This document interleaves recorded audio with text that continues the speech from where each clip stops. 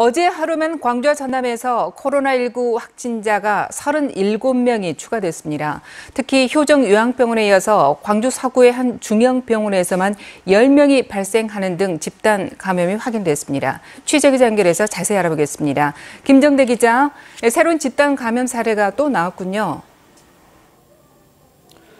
네, 밤사이 광주에서 12명의 신규 확진자가 더 나왔습니다. 광주 서구 화정동의 중앙병원에서 직원과 환자 등 10명이 한꺼번에 감염됐는데요. 병원 내 집단 감염 사례가 또 나온 겁니다. 이 밖에 기존 감염 경로인 효정요양병원 연간 확진자 1명이 자가격리 해제 전 검사에서 양성 판정을 받았고, 감염 경로가 확인되지 않은 확진자와 접촉한 1명이 양성 판정을 받았습니다.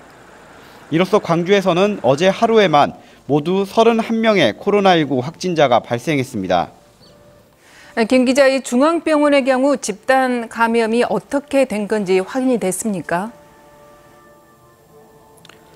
네, 해당 병원에서는 어제 간호조무사 1명이 확진 판정을 받았는데요.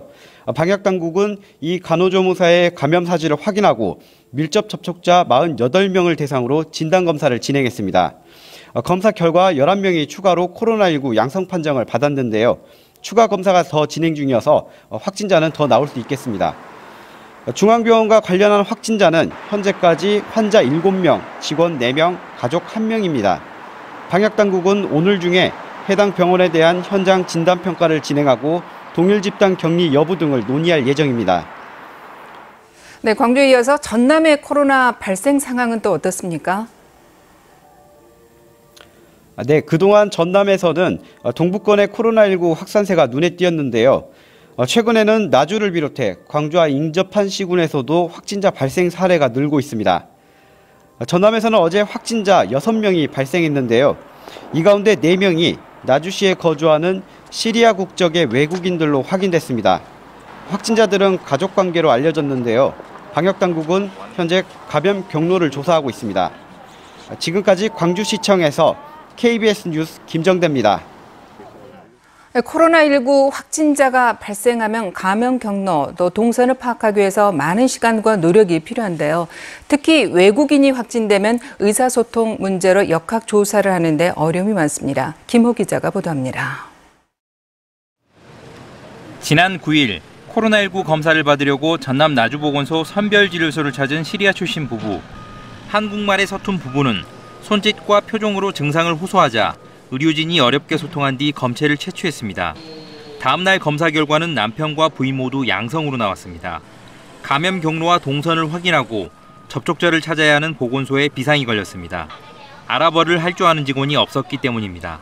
시리아 분이신데 이렇게 우리 나주시 보건소 선별진료소에 이렇게 검사를 하러 오셨다가 저희들이 이제 보고 한국어를 굉장히 잘하고 12년 정도에 이렇게 오신 지가 12년 정도 됐다고 해서 저희들이 그분에게 통역을 좀 부탁을 했어요. 외국인 지역 감염이 잇따르지만 수도권이 아닌 지역에서는 아랍어 등 특수 외국어 통역을 찾기가 어렵습니다. 코에 들어갈 때는 그게 많이 아프거든요. 참으셔야 돼요.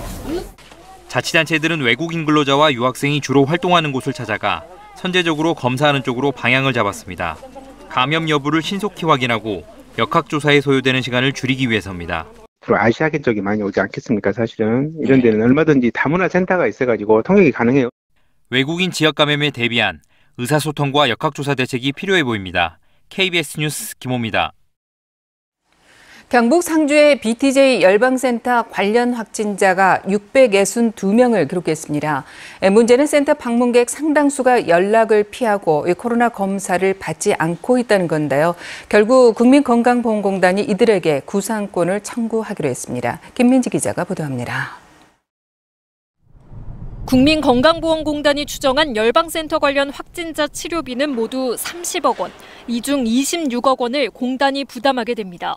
확진자 수 570여 명대 기준인데 감염자가 660명을 넘은 지금엔 더 많은 공단 자금이 투입돼야 합니다. 결국 건보공단이 구상권 청구 방침을 밝혔고 정부도 비슷한 대응을 검토 중입니다.